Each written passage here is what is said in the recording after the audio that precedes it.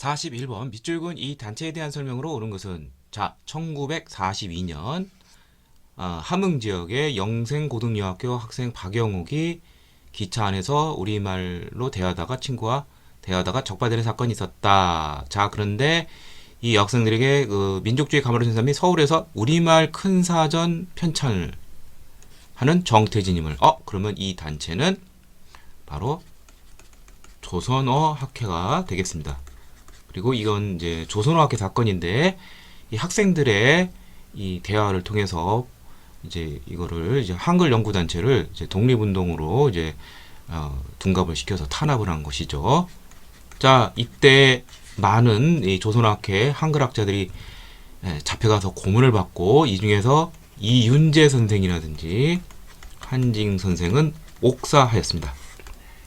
자, 이 조선어학회 당시 하던 것이 바로 이 우리말 큰사전 편찬도 있지만 또 그 외에도 이제 여기 나온 것처럼 한글 맞춤법 통일안이라든지 표준어 제정 뭐 이런 거라든지 또 조선일보가 이제 전개한 문자 보급 운동에서 한글 교재를 보급하기도 했습니다. 자, 그래서 정답은 3번이 되겠습니다.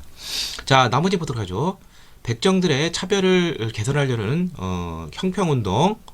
자, 이거는 1923년 진주에서 설립이 된 조선 형평사가 주축이 됐고요. 밀립대학 설립을 추진하였다. 자, 1천만이 이런 식이라는 구호 아래서 국민의 성금으로 밀립대학 설립운동이 추진이 됐었죠. 그 추진한 단체가 바로 조선 밀립대학 설립 기성회라는 단체가 되겠습니다. 뭐 한규설, 뭐 이상재 선생님들이 여기에 이제 참여를 했었고요. 다음에 1907년 대한제국 내 그 학부 내 국문연구소를 세워서 국어의 이해를 체계를 확립하였다. 예, 학부 내에 이제 설치가 된 것이고요. 여기 이제 활약했던 사람은 한인샘 주시경 선생과 이제 종두보로도 유명한 지석영 선생이 여기에 참여했습니다. 자, 우리의 옛 고전 간행과 기준한 이러한 문서들을 보존 전파를 목적으로 1910년 단재 신채호 선생과 배감 박은식 선생이 이제 조선 광문회라는 단체를 설립을 해서 이 운동을 하게 되었습니다. 자, 정답은 3번이 되겠습니다. 42번. 다음 노래가 불려진 시기에 볼 수 있는 모습으로 옳은 것은 자, 여기 보면 뭐 항복 광복군 제2지대라고 돼 있죠. 자, 여기 나온 사람들은 뭐 김준엽, 장준하 등 이제 일제의 학병으로 이제 끌려갔다가 탈출해서 여기 한국 광복군에 이제 참여를 하게 되는 것이죠.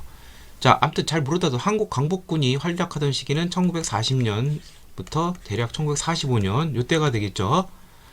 그럼 이 시기면 이제 일제가 이제 민족 말살기가 되겠죠. 총동원 체제 이후. 그래서 징용, 징병, 뭐 학도지원병 뭐 이런 것 등이 나오겠죠. 이 사람들 자체가 학도병 출신들이에요. 지원병인 예, 뭐 지원했으니까 뭐 갔겠죠. 예, 뭐 하여튼 탈출을 했습니다. 예. 이제 학도지원병 제도가 이제 1943년이 이제 실시가 됐으니까 요 시기 모습이 이제 맞게 되는 것이 되겠고요. 그래서 정답은 1번이 되겠고 일제 그 토지조사와 관련되어 있는 토지조사령은 1912년에 있었죠. 경성제국대학 설립 이게 1924년에 설립이 됐죠. 밀립대학 설립운동을 방해하려는 목적이죠. 제복대검 칼을 찬채 수업을 하는 교사 이거 1910년대 무단 통치의 모습이죠. 근후에 신간회와 같은 해에 이제 설립이 되고 같은 해 해산이 된 근후에 여성운동단체 1927년에서 1931년까지 활동을 했었죠. 자, 정답은 1번이 되겠습니다. 43번 다음 주장을 한 인물의 활동으로 옳은 것은 자, 출전이 역사와 애국심 조선상고사 이 조선상고사는 많이 들어봤을 거예요. 역사를 아와 비아의 투쟁으로 본 거 이거 뭐 신채호 선생이죠. 단재 신채호 선생의 이 저서에는 여기 또 두 가지가 더 알아둬야죠. 조선사 연구초 여기서 묘청의 서경천 운동을 일제연대 제1대 사건으로 크게 평가했고 또 하나가 독사신론이라고 해서 기존의 왕조 중심 역사에서 민족을 단위로 중심으로 하는 그 역사서 서술 이게 나오게 되죠. 자, 그래서 정답은 5번이 되겠습니다. 자, 나머지 보도록 하죠. 사료 편찬소에서 한일 관계 사료집을 발견하였다. 자, 이거는 이제 그 임정산하에 이런 게 있었죠. 임정산하에서 이제 역사 쪽에서 이제 그 연구 언론과 함께 그게 이제 그 이광수 춘원 이광수도 있고 또 박은식 선생도 여기 또 뭐 참여했었고요. 그 다음에 여유당 전설을 간행하여 1930년대 중반 조선어학 운동을 주도하면서 실학의 고전을 정리하고 뭐 이런 쪽은 제일 중심이 된 분은 이제 조선의 어를 강조한 정인보 선생이 있죠. 1934년 정약용 선생 서거 100주년을 앞두고서 바로 이 여유당 전설을 간행을 했었죠. 또 그 외에도 문일평이라고 해서 문일평 선생은 조선 심을 강조했고 또 신민족주의, 신민주주의 론으로 유명한 안재용 선생도 여기에 참여를 했습니다. 자, 실증주의를 표방하는 진단학회를 설립한 사람 두 개의 이병도가 중심이 되었죠. 유교 개혁을 주장하는 유교 구신을 제창한 사람은 배감 박은식 선생이 되겠습니다. 자, 정답은 5번이 되겠습니다. 44번 다음 자료에 해당하는 민족운동에 대한 설명으로 옳은 것은 내 살림 내 것으로 조선사람 조선국 국산품을 애용하자. 바로 1920년대 있었던 물산 장려 운동이 되겠습니다. 자, 이것은 1920년대에 들어서면서 일제가 회사령을 폐지하고 관세도 이제 단계적으로 다 폐지하려고 그래요. 그 이유는 일제가 왜 이렇게 했느냐?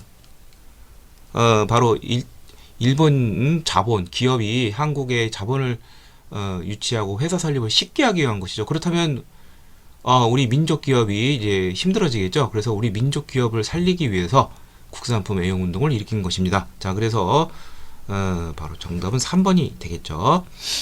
자, 나머지 보세요. 회사량 폐지에 영향을 주었다. 자, 일제가 이제 일본 자본 유치를 위해서 회사량을 폐지한 것이지 물산 장려 때문에 회사량 폐지가 난 것이 아닙니다.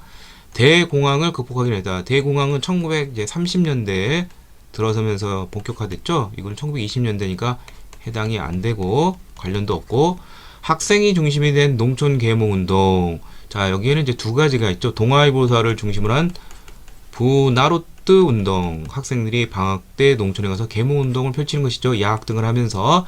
그리고 조선일보가 중심이 돼서 문자 보급 운동, 한글을 교재를 보급을 하면서 한글을 가리키는 것이죠.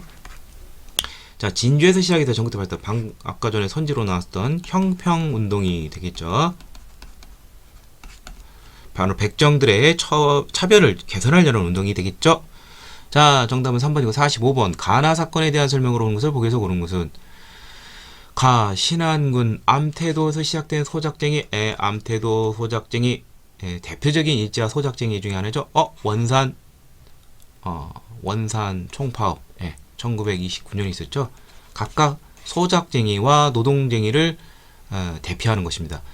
여기 주체는 암태도 소작쟁이는 다나 원산 총파업이나 다 그 지역의 그러한 단체들, 뭐 암태도 뭐 어쩌고저쩌고 뭐 그러한 단체가 되겠고요. 원산 총파업 같은 경우 이제 원산 노련이 되겠죠. 자, 그리고 이제 중요한 것은 암태도 소작쟁이는 약 1년간 이 지주 문제 처리에 대해서 대항을 해서 소장료 인하를 이끌어냈습니다. 여기 보면 뭐 단식투쟁, 아사동맹까지 결성하면서 그리고 원산 총파업의 특징은 전 세계 해외 노동자들의 그러한 지원 경력까지 얻은 그러한 세계적인 그러한 파업이었습니다. 자, 그래서 정답은 니은과 디귿이 되겠죠. 자, 나머지는 웨트는지 살펴보죠. 조선 농민 총동맹이 주도하였다. 자, 1924년에 노동자와 농민의 공동적인 합쳐서 그러한 쟁의를 추구하는 단체가 있습니다. 그게 바로 조선 농 총동맹인데 이게 1927년에 가면은 좀 더 전문적으로 투쟁을 전개하기 위해서 분리가 됩니다. 그래서 농민 쪽은 조선 농민 총동맹이 되겠고 노동 쪽은 조선 노동 총동맹이 됩니다. 그러니까 이게 1927년 이후에 나오는 거니까 해당이 안 되죠. 그다음에 조선 노동 공제 창립에 있다. 조선 노동 공제에는 최초의 어떤 노동 운동 단체라고 보시면 됩니다. 지식인과 노동자들이 같이 예, 결합이 돼서 1920년에 이제 창립이 되었고요. 그 다음에 이제 그 사회주의 계열이 이제 들어서면서 이제 조선 노동총동맹으로 이제 또 바뀌게 되는 것이죠. 자, 틀린 것이죠. 자, 그래서 니은 디귿이니까 정답은 3번이 되겠습니다. 46번 다음 자료와 관련된 사회운동 뭐 잡지 어린이날 그러면 이건 뭐 소년운동이 되겠죠. 1920년대 그리고 천도교 소년회가 이제 주축이 된 것이죠. 방정환, 김기전 등. 자, 그래서 정답은 1번이 되겠습니다. 박은식이 대표가 됐다. 박은식이 아니라 방정환이라고 그랬었죠. 사립학교령은 이제 1908년 대한제국 거의 뭐 보호국화된 시절이죠. 일제 강요에 의해서 애국개몽운동의 일환으로 사립학교 애국지사들의 사립학교가 많이 설립이 되니까 일제는 이를 막고 방해하기 위해서 조선의 압력을 가해서 이걸 통제하려는 그러한 허가제 그러한 명이 되겠습니다. 대한자강회가 활동을 이어나갔다. 대한자강회는 1906년에서 1907년 고종의 강제퇴위를 반대하다가 해산되기 전까지 활동했던 애국개몽단체고 이건 1920년대예요. 독립협회의 지원을 받아 확대됐다. 독립협회 역시 1896년 7월에서 1898년 12월까지 존속했던 단체죠. 예. 해당 사항이 아니죠. 정답은 1번이 되겠습니다. 47번 밑줄근 단체에 대한 설명으로 옳은 것은 자, 독립운동이 어쩌고저쩌고 이념에 상관없이 좌우가 하나가 된 것이죠. 민족유일당 뭐 기회주의 여기서 기회주의라는 것은 이제 자치론자, 최린, 이광수 등 타협론자들을 말하는 것이죠. 그렇다면 이것은 비타협적 민족주의자와 사회주의자들이 결합이 돼서 나온 합법적 단체, 좌우합작 단체 바로 신간회가 되겠습니다. 자, 신간회가 나오면 문제가 뻔해요. 1929년 광주 학생항해운동에서 진상보고대회를 빌미로 해서 민중대회를 계획하고 막 널리 확산시키는데 일조를 했었죠. 예, 그래서 정답은 바로 5번이 되겠습니다. 자, 대한국민의회로 개정된다. 대한국민의회는 3.1운동 직후 임시정부가 여기저기서 생기죠. 그 중에서 연해주에서 생긴 그러한 단체로서 동년 9월에 상해에 대한민국 임시정부로 한성정부와 함께 통합이 되죠. 시기도 다르고 전혀 성격도 다르고 의열투쟁을 통해 의열투쟁이라는 것은 친일 요인을 암살하고 식민지 착취기관을 파괴하는 뭐 그러한 것인데 대표적인 단체는 김원봉이 이끄는 의열단이나 아니면 한인애국단 김구가 이끄는 이봉창, 윤봉길 의거 등 그런 것이 되겠고요. 구미위원부를 설치하여 외교활동 중심으로 활동한 단체는 대한민국 임시정부 초기에 그러한 활동이 되겠습니다. 그 다음에 더산 안창호가 평양의 대성학교를 남강 이승훈 선생이 평북 정제 오산학교 등을 세워서 민족교육을 진행한 것은 바로 신민회, 애국개몽단체 신민회가 되겠죠. 예. 해당 사항이 안 됩니다. 자, 정답은 5번이 되겠습니다. 48번 가에서 나를 일어난 순서대로 옳게 나열하는 것은 대한민국 정부의 수립 과정에 대해서 나온 것인데요. 자, 뭐 일단 뭐 8.15 해방이 된 게 맨 처음이 되겠죠. 예. 자, 여기는 안 나왔지만 이제 모스크바 삼국 외상회의에서 한국의 임시정부 수립을 놓고도 논의를 해서 미소 공동위원회가 개최가 됐죠. 예, 1차, 2차. 뭐 여기서는 뭐 1차가 되겠 텐데 1946년 3월에 그런데 이게 그 참여할 한국의 사회단체를 놓고서 미소 간에 대립이 돼서 1차든 2차든 1차가 이때고 2차는 그 이듬해 1947년 5월에서 10월까지 있었는데 역시 뭐 10월에보다 뭐 9월 정도로 보는 게 좋겠네요. 왜냐면은 이제 뭐 존속은 했지만 이제 47년 9월에 미국이 이제 이거 해결이 안 되고 이제 결렬이 되니까 유엔으로 상정하게 됩니다. 유엔으로 상정을 해서 1947년 9월에 상정을 해서 유엔 상정에서 미국에 의해서 1947년 11월 유엔 총회에서 어떻게 결정이 되느냐? 인구 비례에 의한 남북한 총선거를 결정하고 유엔 한국임시위원단을 결성하게 됩니다. 그런데 여기 환영대 남한은 이를 수용을 했지만 북한은 이것을 거부를 하게 됩니다. 그래서 최종적으로는 어떻게 되느냐? 1948년 2월에 유엔 소총회에서 결정이 되기를, 그러면 가능한 것, 그것은 남한밖에 없는 것이죠. 북한과 소련은 거부를 했으니까 남한 단독 총선이 결정이 되고, 여기에 반발해서 김구둥은 이제 4월에 동년 4월에 남북 협상을 했지만 성과를 거두지 못했죠. 결국 50 총선을 통해서 국회를 구성하고 헌법을 만들고 국회에서 이승만을 대통령으로 뽑아서 결국 1948년 8월 15일 대한민국 정부가 수립이 되었습니다. 따라서 순서는 8.15 광복, 그 다음에 미소 공동연맹인체 나라다가가 되겠네요. 나라다가. 정답은 4번이 되겠습니다. 49번 다음과 같이 구성된 국회 할당으로 오는 것을 보기에서 고른 것은, 자, 제1당이 대한독립촉성국민이에요.